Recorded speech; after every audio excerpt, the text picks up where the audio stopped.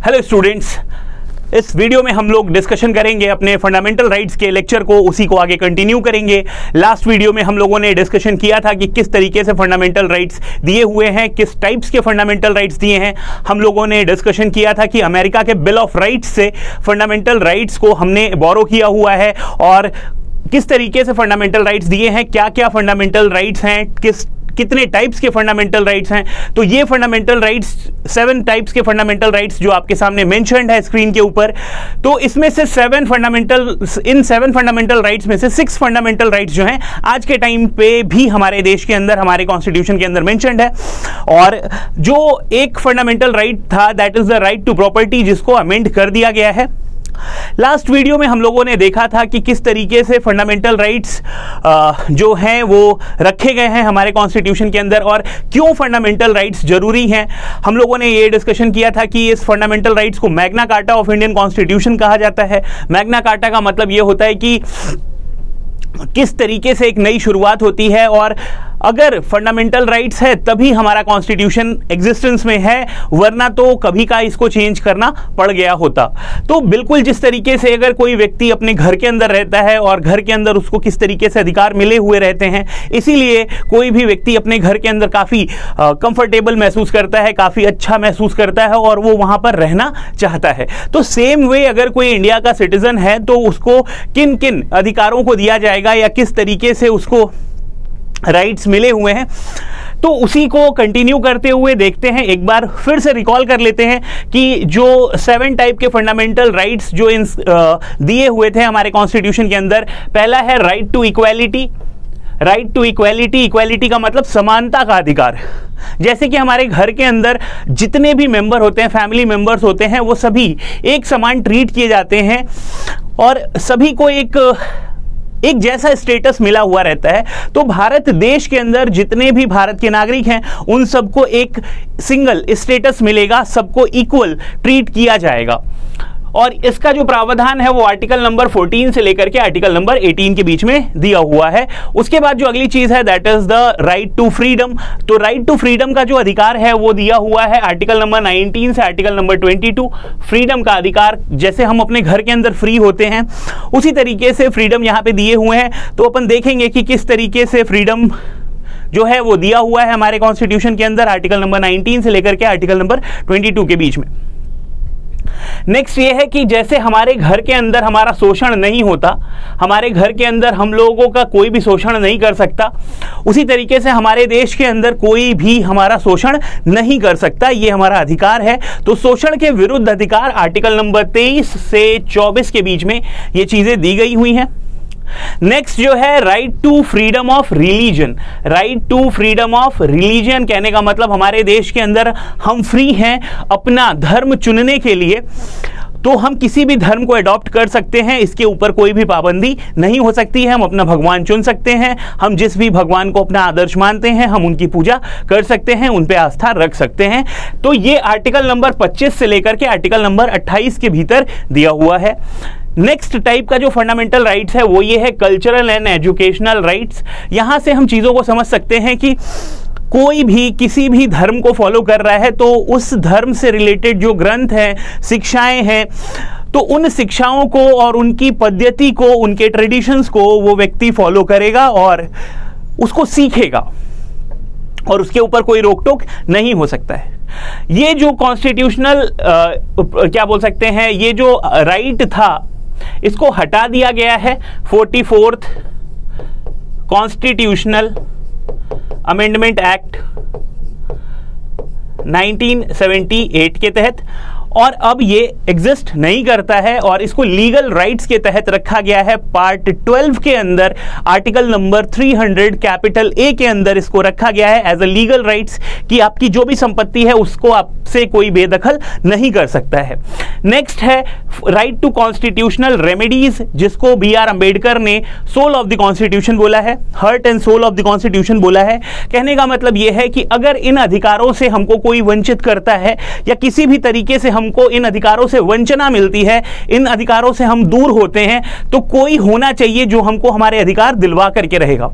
तो जैसे हमारे घर के अंदर हमारे जो पेरेंट्स हैं वो क्या करते हैं, हमारी सारी तकलीफों को, हमारी सारी समस्याओं को हरने का काम करते हैं और वो पूरी ताकत लगा करके हमको हमारी समस्याओं से बाहर निकालते हैं। सेम उसी तरीके से इस देश में जो भी नागरिक है, जो भी इस देश का वासी है, उसको अगर कोई भी तकलीफ होती है, उसके किसी भी अधिकार का हनन होता है, तो कोई है as a guardian, that is the supreme court of the constitution, और हाई कोर्ट जो है उसको संविधान के द्वारा इतना अथॉरिटी दिया गया है, राइट दिया गया है कि सुप्रीम कोर्ट आपके अधिकारों को आपको दिलवाए, आर्टिकल 32 के तहत, और हाई कोर्ट जो है वो आर्टिकल नंबर 226 के तहत दिलवाता है। तो इन आर्टिकल्स या फिर इन राइट्स को आपको बिल्कुल याद रखना है कि ये 7 प्रकार के राइट्स एग्जिस्ट करते हैं। अभी के टाइम पे 6 प्रकार के राइट्स, एक राइट जो है हटा दिया गया है। इसको याद करने का एक सिंपल सा तरीका है, अगर आप बातों को रिलेट कर लें एक एज से, अगर आप किसी एज से इस चीज को रिलेट कर लें तो काफी बेहतर तरीके से आपको ये चीजें समझ में आ सकती हैं। तो सपोज करते हैं कि कोई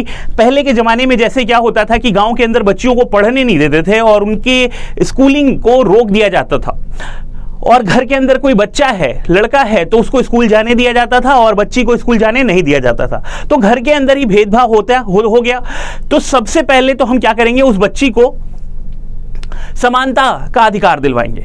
तो आप अगर समझे चीजों को, तो पहले के जमाने में एज जो थी 12 साल, 11 साल के बाद स्कूल में बच्चों को जाने नहीं देते थे, या 13 साल के बाद बच्चों को स्कूल जाने नहीं देते थे। तो 14 साल की जो बच्ची है उसको हम पहले समानता का अधिकार दिलवाएंगे और उसको अपने भाई के समान बनाएंगे। और आपको पता है कि 18 साल तक आपकी स्कूलिंग क्या हो जाती है, पूरी हो जाती है। तो 18 साल तक अगर बच्ची को हम स्कूल भेज दिए, 14 साल से 18 साल तक, तो वो स्कूल चली गई, तो उसको क्या मिल गया, समानता मिल गया। अब सबसे ज्यादा हमको फ्रीडम कहां मिलता है, तो हमको फ्रीडम मिलता है हमारे कॉलेजेस के अंदर। तो वो जो लड़की थी जिसको हमने एक एज्यूम किया था, उसकी उम्र 19 साल से 22 साल तक, उसको 3 साल का क्या कराएंगे, ग्रेजुएशन करा देंगे। तो वहां पे उसको क्या मिल जाएगा, फ्रीडम। तो कॉलेजेस में जैसे हमको फ्रीडम मिलता है, तो उस फ्रीडम को वो फील कर सकेगी। नेक्स्ट चीज ये है कि कॉलेज के बाद सबसे ज्यादा जरूरी क्या होता है, वो होता है जॉब। तो अगर आप किसी जॉब को सीख करते हैं, और स्टार्टिंग में क्या होता है, जॉब में आपके साथ क्या होता है, शोषण किया जाता है। तो शोषण के विरुद्ध अधिकार, तो वो जो लड़की है जब कॉलेज जाएगी, कॉलेज के बाद जब उसका कॉलेज पूरा हो जाएगा, तो उसको एक जॉब मिलेगी जहां पर उसका क्या होगा, शोषण। इस तरीके से हम चीजों को समझ सकते हैं। तो आर्टिकल नंबर 23 से 24, अच्छा शोषण आपका कोई बहुत ज्यादा समय तक नहीं कर सकता, तो आर्टिकल नंबर 23, 24 बस 2 ही आर्टिकल्स हैं जो अगेंस्ट आपके एक्सप्लॉइटेशन के लिए काम करते हैं। अब जैसे कि लड़की है तो एज हो चुकी है, अब 25 साल, तो कॉलेज कंप्लीट हो चुका है, जॉब भी लग चुकी है। तो अब यहां पर उस लड़की की एज हो चुकी है शादी की। तो 25 से लेकर के 28 साल तक के बीच में वो जो लड़की है वो शादी करेगी, और जिस भी रिलीजन में उसका मन होगा उस रिलीजन को वो अडॉप्ट कर सकती है। तो कल्चरल एंड एजुकेशन, यहां पे freedom of right to religion, तो right to freedom of religion. तो यहां पर आर्टिकल नंबर 25 से लेकर के आर्टिकल नंबर 28 जो है, यहां पर हम एज से रिलेट कर लेंगे कि 25 साल से 28 साल की जो लड़की है उसको अपना रिलीजन अडॉप्ट करने का अधिकार है। अब जैसा कि वो लड़की अपने एज मतलब शादी कर चुकी है और जिस भी रिलीजन में उसकी इच्छा थी उसने उसमें शादी करी, तो अब वो उस रिलीजन के कल्चर और वहां के पद्धति को सीखेगी, समझेगी और उस कल्चर को अडॉप्ट करेगी। तो कहने का मतलब cultural and educational rights article number 29-30, ठीक है। अब शादी करने के बाद उसको क्या मिलेगी, वहां की प्रॉपर्टी मिलेगी, लेकिन अभी प्रॉपर्टी को क्या कर दिया गया है, हटा दिया गया है। तो अब यहां पे समझने वाली बात यह है कि अगर उस लड़की को इन किसी भी राइट्स में से एक भी राइट्स नहीं मिला, तो कोई ऐसा होना चाहिए, तो उससे हम रिलेट कर लेंगे एक 32 वर्षीय व्यक्ति जो कि है सुप्रीम कोर्ट, वो उस लड़की को क्या करेगा, उसके अधिकार दिलवा करके रहेगा। तो आई होप आपको चीजें समझ में आई होंगी कि किस तरीके से इन फंडामेंटल राइट्स को हमको ध्यान रखना है। ये 6 टाइप के फंडामेंटल राइट्स, तो आप इसको अगर एज से रिलेट कर लेंगे तो 14 साल से लेकर के 32 साल तक के बीच में ये सारे के सारे राइट्स आपको बहुत आराम से ध्यान में आ जाएंगे। इन फंडामेंटल राइट्स के कुछ फीचर्स थे जिनको अभी और हमको देखना है कि इन फंडामेंटल राइट्स के क्या फीचर्स हैं। तो some available for the citizens while others are available to all person whether citizen, foreigner or the legal person or the company। तो जैसा कि अगर हम अपने घर के अंदर बात करें तो हमारे घर के अंदर जो फैमिली मेंबर्स होते हैं उनके पास तो अधिकार होता ही होता है, लेकिन अगर कोई पड़ोसी या फिर कोई बाहर का व्यक्ति भी जाता है हमारे घर के अंदर तो उसको भी कुछ अधिकार मिलते हैं, ताकि जैसे कि उसके साथ इज्जत से पेश आया जाएगा, उसको बैठने की जगह दी जाएगी, उससे अच्छे तरीके से बातें की जाएंगी। उसी तरीके से अगर कोई विदेशी व्यक्ति है उसको भी कुछ फंडामेंटल राइट्स दिए जाते हैं। तो यहां पे जो फंडामेंटल राइट्स हैं, सारे फंडामेंटल राइट्स जो हमारे कॉन्स्टिट्यूशन के अंदर हैं वो सारे के सारे हम सिटीजन्स को तो मिलते ही मिलते हैं, लेकिन कुछ फंडामेंटल राइट्स जो हैं वो बाहरी एलियन को भी मिलता है। जैसे कि कोई बाहर का टूरिस्ट आ गया तो उसको भी कुछ अधिकार दिए जाते हैं, जिसको हम देखेंगे कि कौन कौन से अधिकार उसको दिए जाएंगे। उसके बाद they are not absolute, they are not absolute. जैसा कि अगर हम घर के अंदर रहते हैं तो हमको जो अधिकार मिले हुए हैं, तो ऐसा नहीं है कि हम कुछ भी कर लें अपने अधिकारों के नाम पे। जैसे कि अगर हम इस देश के नागरिक हैं और हमको मिला है कि हम कुछ भी कर सकते हैं, हम कहीं पर भी जाकर के रह सकते हैं और हम विचारों के लिए स्वतंत्र हैं, हम कुछ भी कह सकते हैं। तो अगर हम कुछ भी कह सकते हैं तो ऐसा नहीं कि हम किसी को जाकर के अनाप शनाप बकना चालू कर दें। हम कहीं पर भी रह सकते हैं, तो ऐसा नहीं कि हम किसी के घर में जाकर के घुस जाएं और कहें कि हम रहेंगे यहाँ पे, हमको अधिकार मिला हुआ। नहीं, कहने का मतलब ये अधिकार वहीं तक है जहां तक दूसरे को तकलीफ नहीं होती है। अगर किसी को भी तकलीफ हुई तो आपके अधिकार वहां पर रुक जाएंगे। तो that's why these are not absolute but are qualified, imposed by the state within the reasonable restriction। तो रीजनेबल रिस्ट्रिक्शन का मतलब यह होता है कि भाई साहब आपके अधिकार वहीं तक है जहां तक दूसरे के अधिकार का हनन नहीं हो रहा है। आप तभी तक अपनी मर्जी से कुछ भी कर सकते हैं जब तक किसी और को तकलीफ नहीं हो रही है। अगर किसी को भी तकलीफ हुई तो फिर आप उसके आगे बाउंड नहीं होंगे, मतलब उसके बाद आप अपने फ्रीडम को एक्सप्रेस नहीं कर सकते। अगली चीज, ये जो फ्रीडम्स हैं इनको डिसाइड कौन करता है? न्यायालय तय करता है। न्यायालय तय करता है कि आप कितना फ्री हैं, और एक बैलेंस बनाया जाता है इंडिविजुअल और सोसाइटी के अंदर।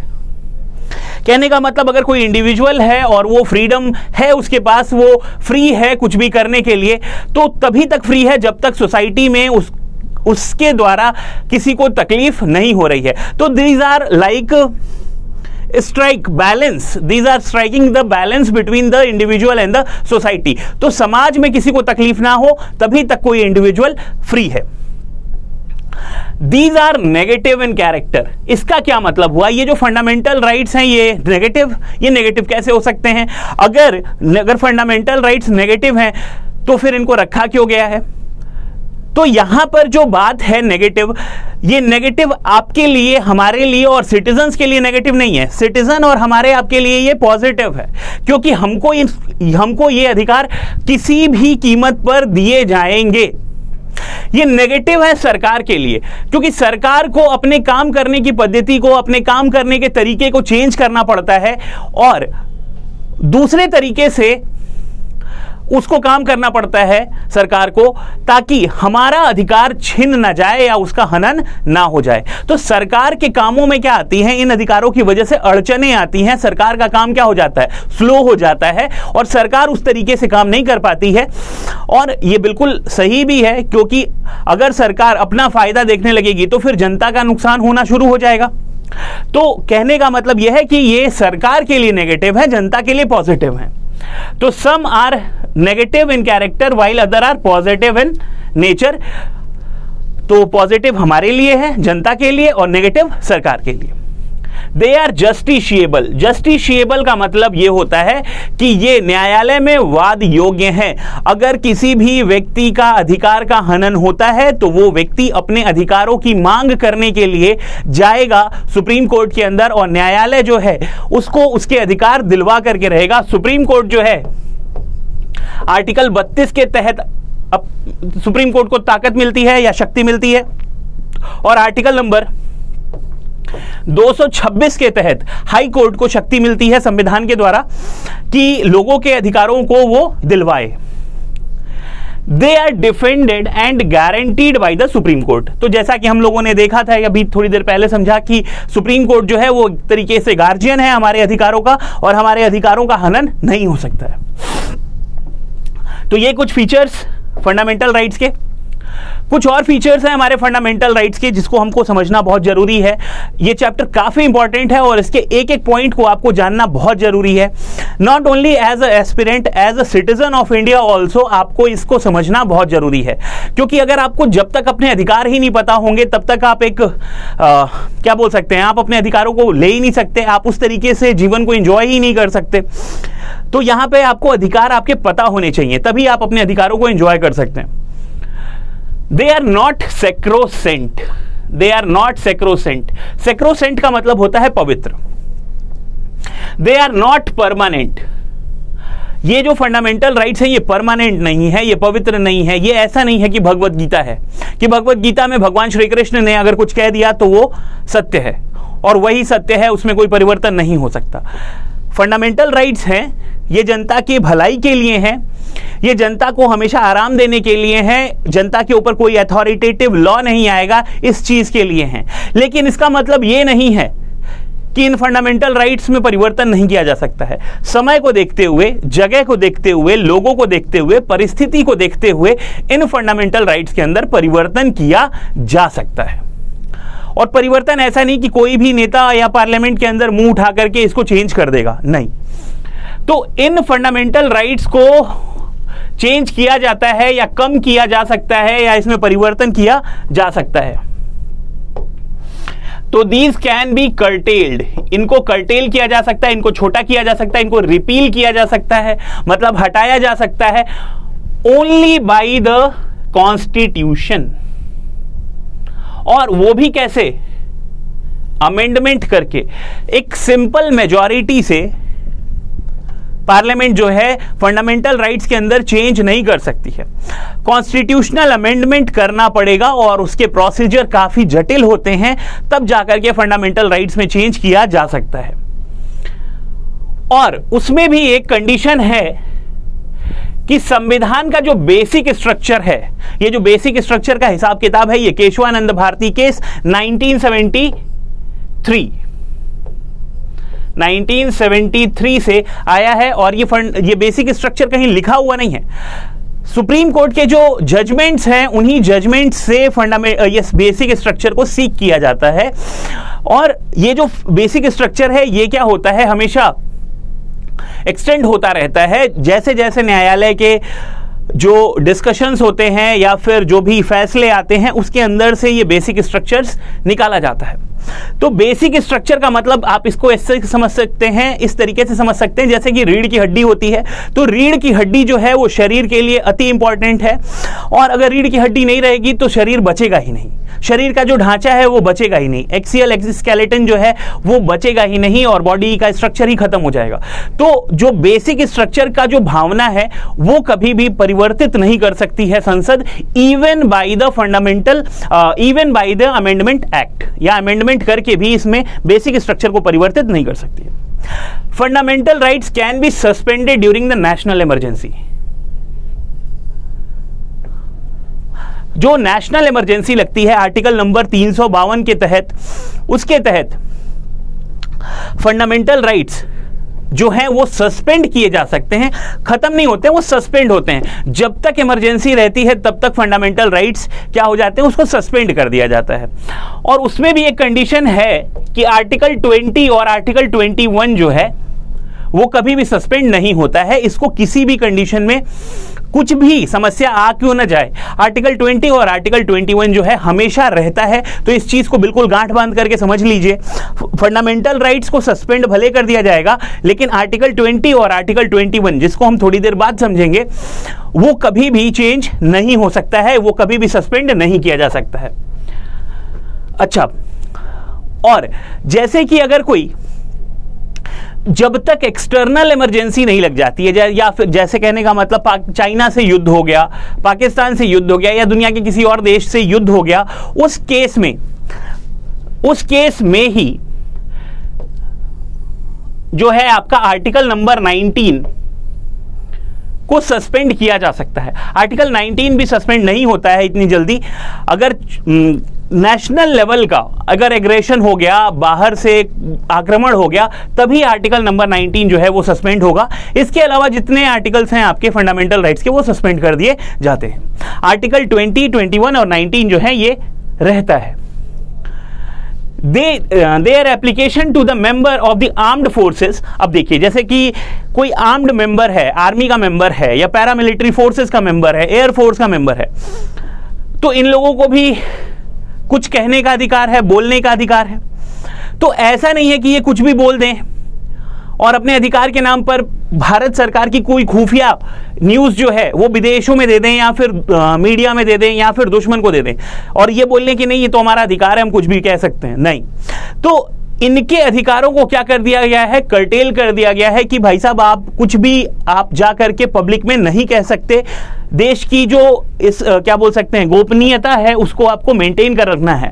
तो जो आर्म्ड फोर्सेस के लोग हैं, जो पैरामिलिट्री के, पुलिस के और इंटेलिजेंस एजेंसी के जो लोग हैं, इनको रिस्ट्रिक्ट किया गया है पार्लियामेंट के द्वारा आर्टिकल नंबर 33। तो आर्टिकल 33 जो है वो इन लोगों के जो आर्म्ड फोर्सेस में है, जो इंटेलिजेंस एजेंसी में है, इनके फंडामेंटल राइट्स को कर्टेल करता है।